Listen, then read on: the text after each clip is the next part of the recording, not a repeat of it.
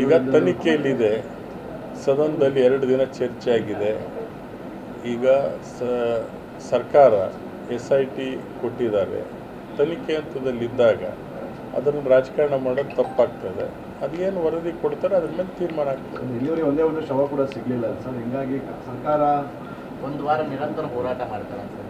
ಈಗ ನಾನು ದಿನಪ್ರತಿ TV ಮಾಧ್ಯಮಗಳಲ್ಲಿ ನೋಡ್ತಾ ಇದ್ದೀನಿ.